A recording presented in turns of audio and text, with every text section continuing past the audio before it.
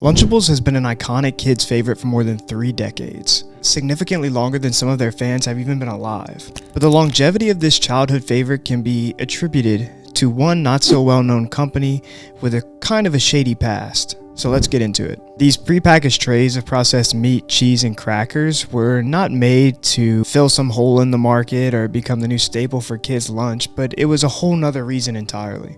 It was to satisfy a problem that Oscar Mayer company had at the time.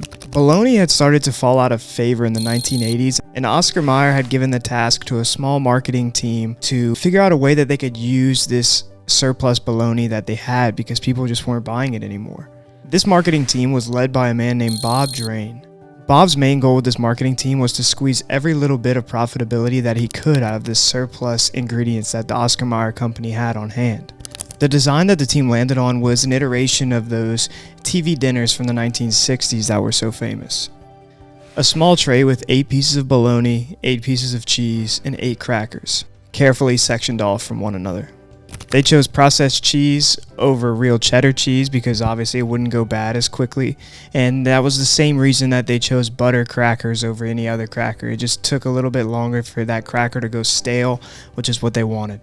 They basically elected for the least healthy option at every turn when creating this snack, but to be fair, that was never their goal in the first place. It was strictly to squeeze more profit out of the surplus ingredients. The one big innovation of Lunchables was the task of assembling the food was left into the hand of the consumer. So it really took a new spin on lunchtime, made it more of a creative process for kids to do, and they felt very empowered while doing this. At least that was the goal. An early slogan for Lunchables read, "All day you gotta do what they say, but lunchtime is all yours." The result of this new invention was more than Oscar Mayer company ever could have hoped for. Lunchables was an immediate success.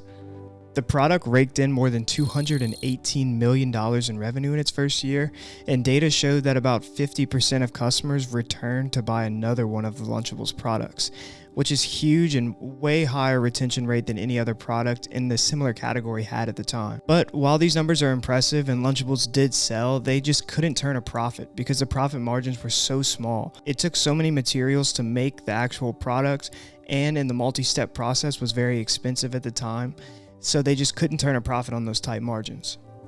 That $218 million in revenue actually resulted in a $20 million loss for the company. Oscar Mayer company was actually ready to pull the plug because they were just hemorrhaging money at this point. And if it wasn't for the experience and wisdom of marketers at a company called Philip Morris, Lunchables might not exist. In 1988, just 3 years after Lunchables had launched, the cigarette giant Philip Morris came into the picture. Although a shady company in their own right, that's probably for a different video, they purchased Kraft. If you don't know, Kraft was the parent company of Oscar Mayer at the time, thus meaning they gained control of the Lunchables brand. They purchased Kraft for $13.8 billion. And when Philip Morris took over, it looked bad for our boy Bob Drain and his marketing team because they were under fire. Their brand was hemorrhaging money and they couldn't figure out a way to fix it. And if it wasn't for a man named Maxwell Hamish, who was an accountant at Philip Morris, the Lunchable brand might not exist. Hamish stepped in and he said, "The numbers look pretty good for this. If we can just take the material and the manufacturing cost and turn it down a bit, I think we can turn a profit on this." And not only did that save Bob Drain and his team's jobs, but that also turned Lunchables into the giant that it is today. Instead of discontinuing the Lunchables product like they were going to do at first, Philip Morris actually took the advice of the accountant and they decided to inject more money into the brand. And by 1991, the Lunchables product had broke even for the first time ever. And the next year, in 1992, Lunchables has turned an $8 million profit. And it has climbed almost every year since then.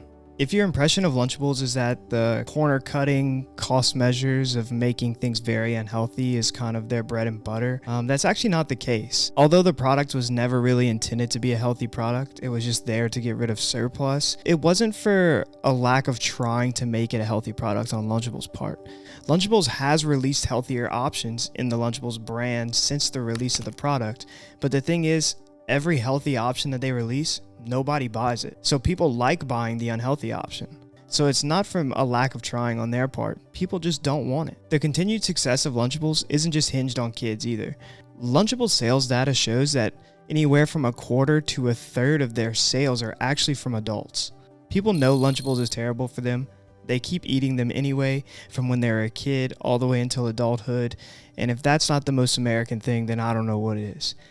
But that's all I got for you for the brief history of Lunchables. Thanks for checking out the video, and I'll catch you in the next one. Cheers.